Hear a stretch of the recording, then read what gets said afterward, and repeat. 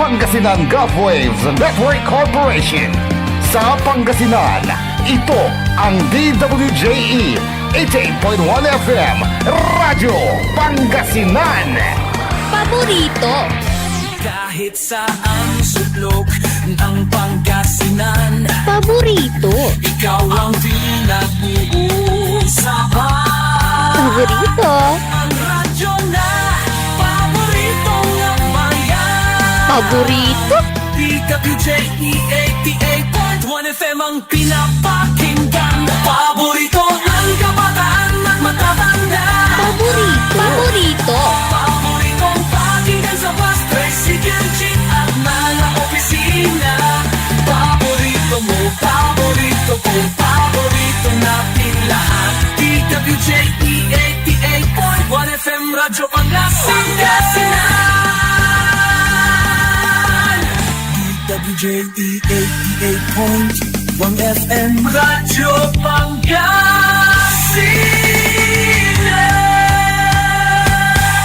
Paborito. Ang susunod na programa ay rated GP. Chippy? Ano yun? Garantisadong pampaborito! Narito na ang mga unang balita sa araw na ito. Radyo Pangasinan Balita. Be informed. Be the first to know. Radyo Pangasinan Balita. Mga balitang naganap at nangyari sa huling 24 oras sa loob at labas ng Pangasinan. Radyo Pangasinan Balita. Dito lamang sa DWJE 88.1 FM. Paborito. At ngayon, narito na ang inyong tagapagbalita, Amor Ligaspi Diga. Good morning! Maabigyan ka mo at si kayo namin kapaborito. Agunatan na Biyernes, Abril 25, 2025. Welcome po muli sa Radyo Pangasinan Balita. At ngayon, sa ulo po ng ating mga balita, sa ating balitang lokal, kampanya para sa mapayapang halalan patuloy na pinapaigting ng kapulisan. Radyo Pangasinan Balita. Investigative Competence on Election Offenses at Case Filing Procedure Seminar isinagawa sa Pangasinan. Radyo Pangasinan Balita. Sa ating balitang pambansa, 3 opisyal ng gobyerno itinalaga ni Pangulong Bongbong Marcos Jr. na pansamantalang caretaker ng bansa. Radyo Pangasinan Balita. Na itatalang kaso ng dengue sa bansa bumaba. Radyo Pangasinan Balita. At sa ating balitang pandaigdig, US President Donald Trump ikinalungkot ang patuloy na giyera ng Russia at Ukraine.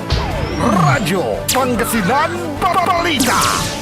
At sa ating balitang sports, Cavaliers muling dinomina ang Game 2 laban sa Miami Heat.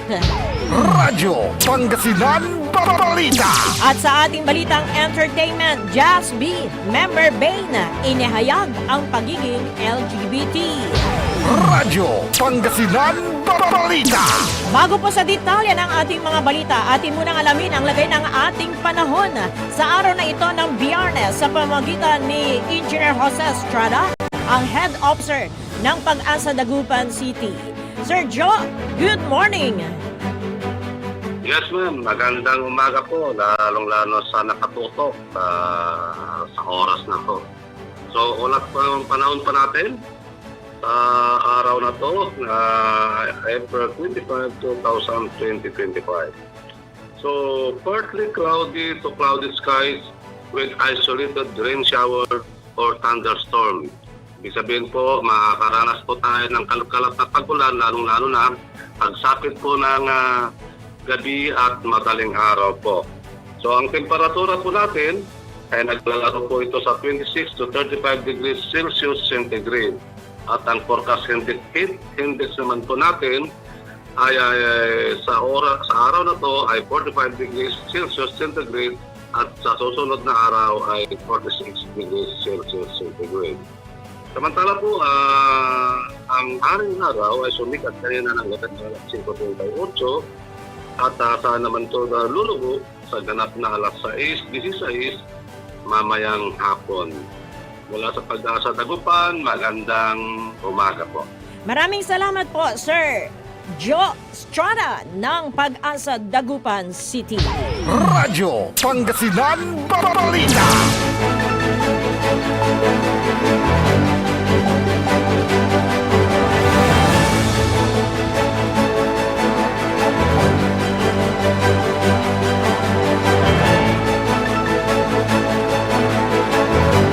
Labing isang minuto makalipas po ang alas 7 ng umaga at ngayon sa detalye naman po ng ating balitang lokal. Sa patuloy na paghahanda para sa darating na eleksyon, puspusan ang kampanya ng kapulisan ng Dagupan City upang maiwasan ang mga insidenteng may kaugnayan sa halalan. Ang layunin ng kampanyang ito ay tiyakin ang kaayusan at kaligtasan ng mga mamamayan, mga botante at mga kandidato habang pinapalakas naman ang integridad ng eleksyon sa lungsod. Ang kapulisan ay nakatutok sa pagpapatupad ng mga hakbang na magpapalakas sa seguridad at magbibigay ng proteksyon laban sa mga posibleng insidente ng karahasan, vote buying at pandaraya sa panahon ng halalan. Kabilang sa mga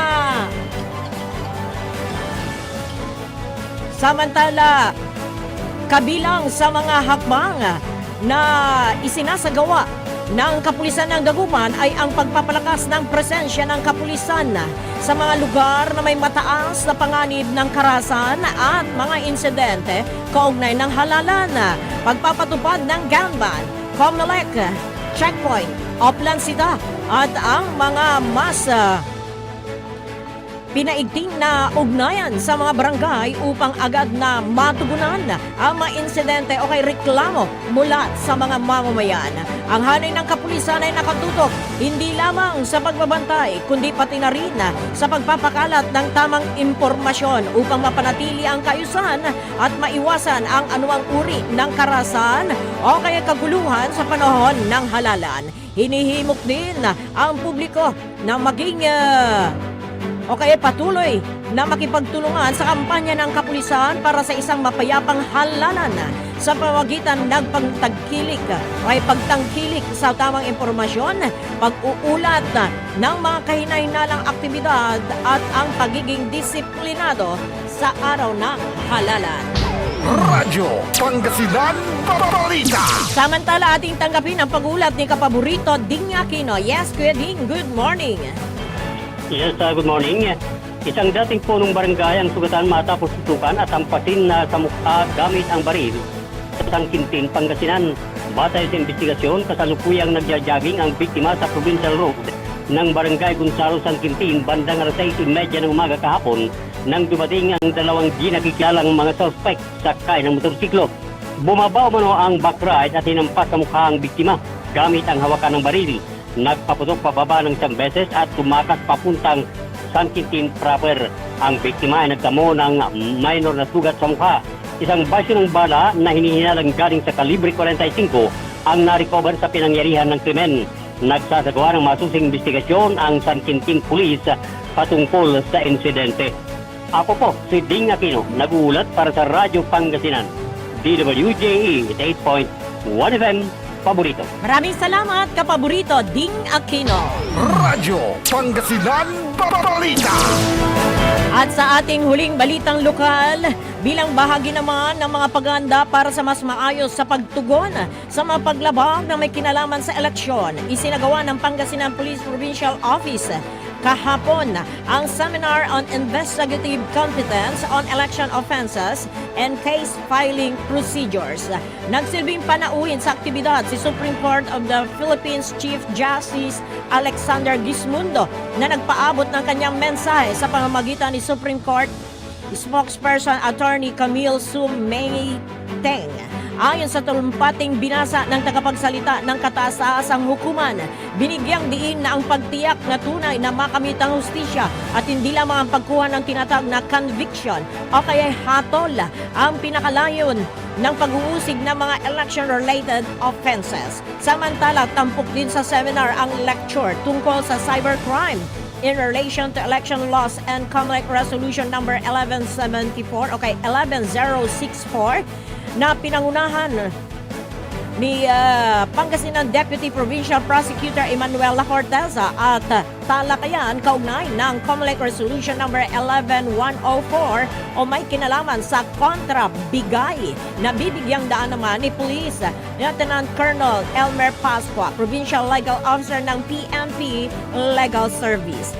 Sa kanya namang mensahe, sinabi ni Pangasinan PPO Director Police Colonel Rollifer Capocchian na mahalaga ang matatag na ugnayan at pagtutulungan ng judiciary, prosecution at law enforcement agencies upang maprotektahan ang integridad ng electoral process sa bansa.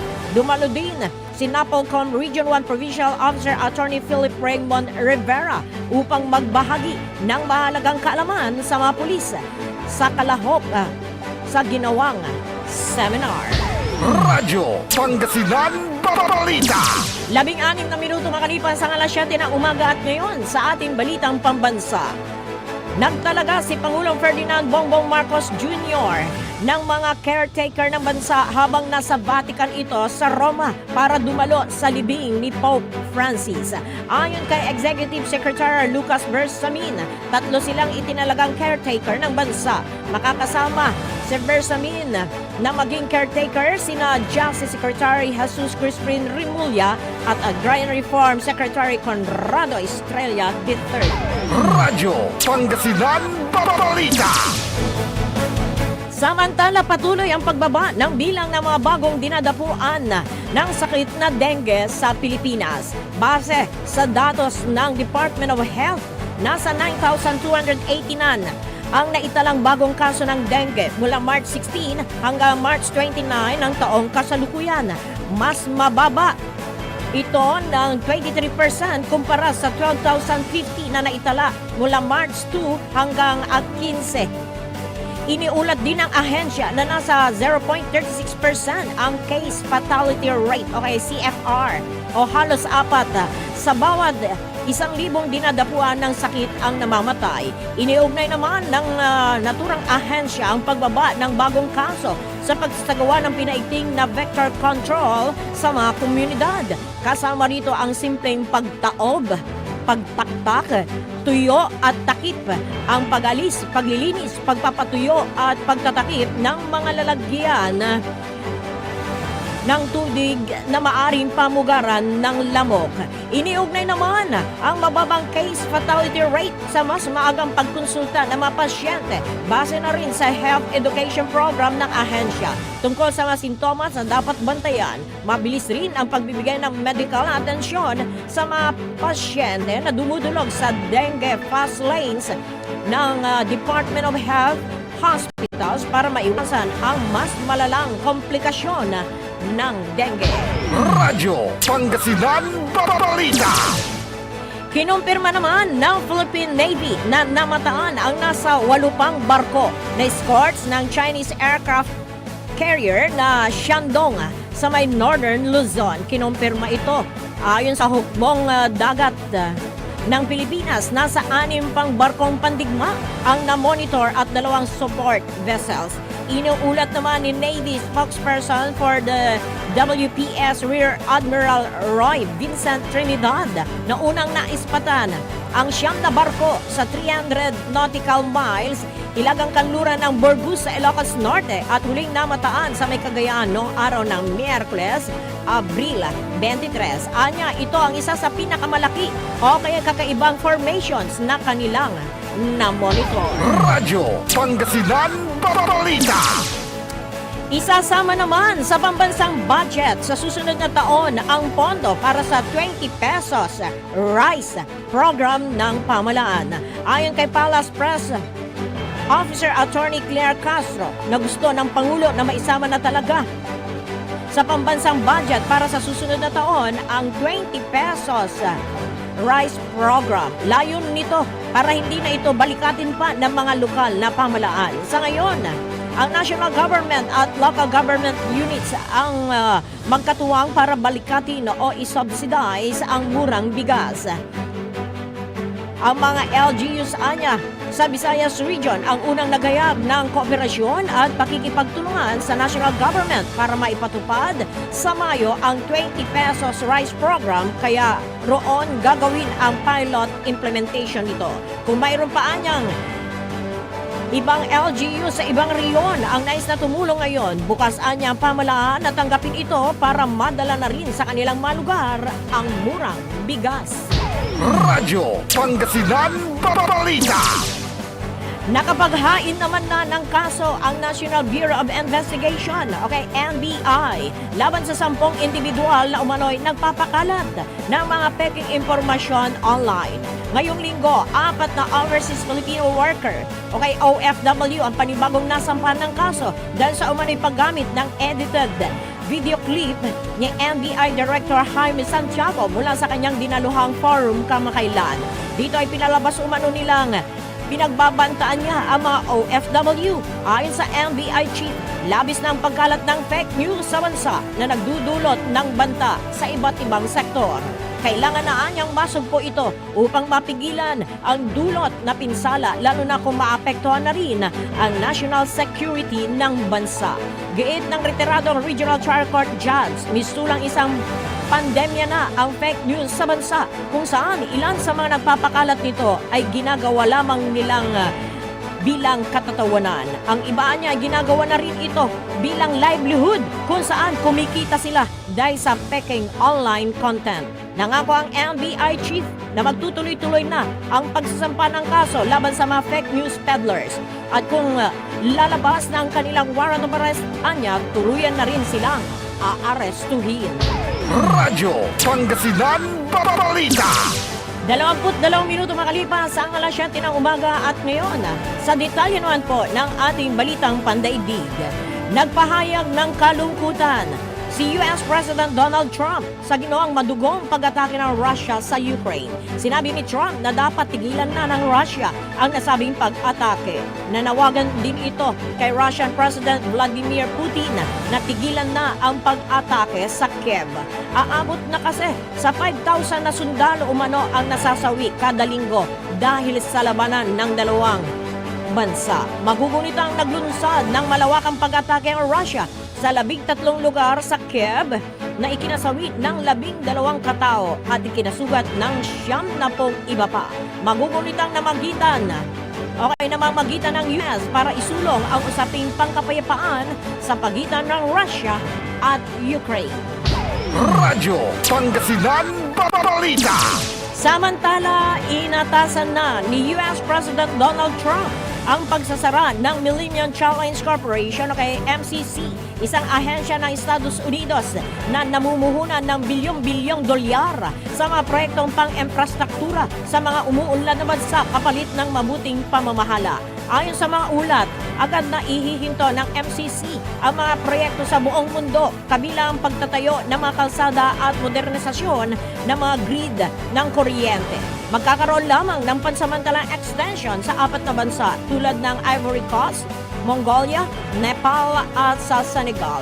Ito'y upang tiyaking ligtas ang mga construction sites. Ang pagsasara ay bahagi ng cost cutting sa ilalim ng Department of Government Efficiency ni Elon Musk. Karamihan sa mga empleyado ng MCC ay pinangangambahang mawawalan ng trabaho. Una nang ipinahayag ni Trump ang kanyang kawalan ng interest sa Sub-Saharan Africa at pagtutol sa mga programang pangkaunlaran na anya hindi direktang nakikinabang ang Estados Unidos. Bago pa man ipasara ang Millennium Challenge Corporation na kay MCC, ay nauna nang isinara nito ang US Agency for International Development. Binatikos naman ito ng publiko at sinabing ito ay pagbibigay daan sa lumalawak na impluwensya ng China na kamakailan lamang ay nangakong maglalaan ng karagdagang $51 billion sa Africa. Sa kasalukuyan ay wala pang tugon ang White House hinggil sa issue. Radyo Pangasinan Balita.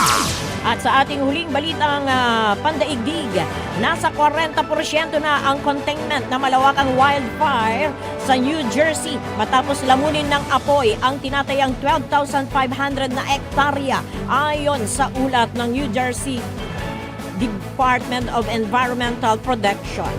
Bagamat nananatiling nasa panganib ang 18 struktura, pinayagan nang makabalik sa kanilang matahanan ang humigit kumulang na 5,000 residente mula sa Lacey at Ocean Townships matapos alisin ang evacuation orders. Patuloy ang investigasyon sa sanhi ng sunog, ngunit sinasabing maaaring ito'y dulot ng tagtuyot at mahangin na panahon.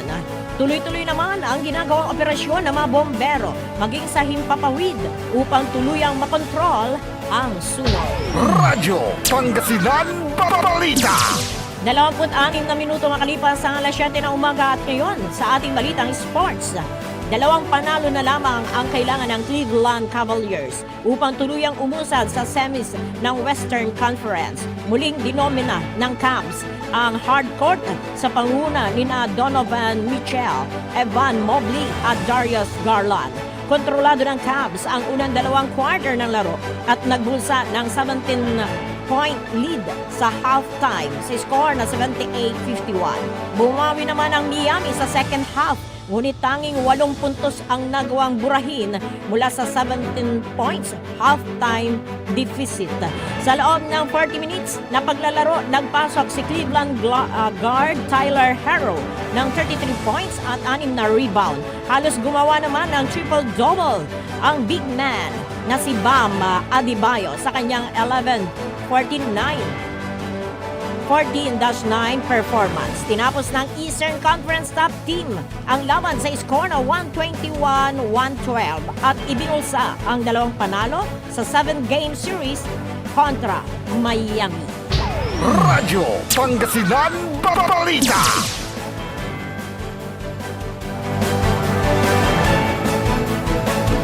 Samantala, hawak na ng defending champion na Boston Celtics ang 2-0 lead laban sa Orlando Magic. Nagawa ng Boston na talunin ang Magic sa Game 2 at iposte ang 9-point lead sa pagtatapos ng laban sa score na 109-100.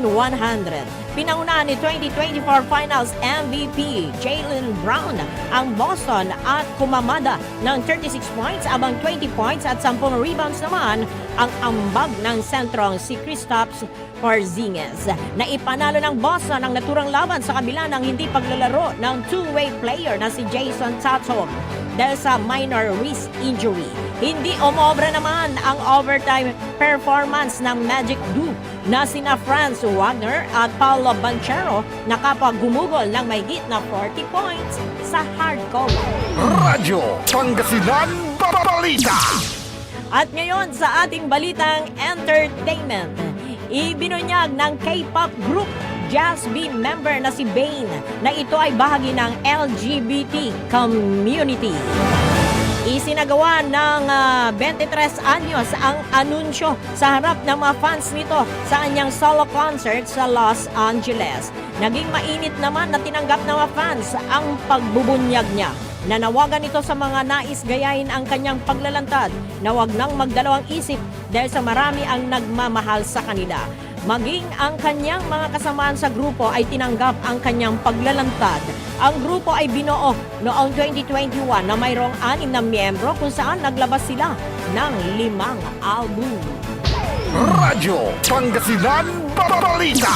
At sa ating huling balitang entertainment, ikinukonsidera naman ng Philippine Postal Corporation na kay PhilPost ang paglalabas ng isang stamp na kumikilala kay Pope Francis. Ayon kay PhilPost Postmaster General Luis Carlos, nagkaroon na ng inisyal na stamp committee meeting at naipresenta na ang naturang plano. Napag-usapan na rin anya ang posibleng ilalabas na Pope Francis stamp.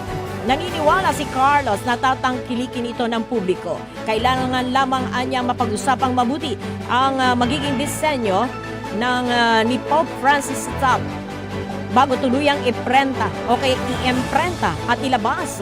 Kung magtuloy-tuloy ang inisyal na plano, maaaring sa susunod na linggo anya ay mailalabas na ang bagong gawang stamp. Maaari rin anyang mag-imprenta ang PhilPost ng mula 5,000 hanggang 10,000 na kopya ng Pope Francis stamp.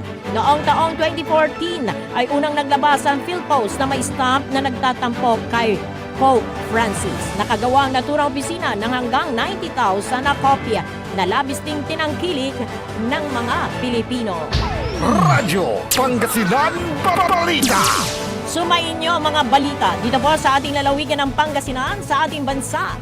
Mga balitang pandaigdig, sports at entertainment. Sa ngalan po ng ating mga nakasama si Kapaborito Ding Aquino at sa ating technical side si Engineer Richard Olanday. Ako po si Amor Ligas Viriga. Maraming salamat and magandang morning! Sikaratan susaray manunaan na balita. Edsayan Kabuasan. Radyo Pangasinan Balita. Ang puta-putang Iran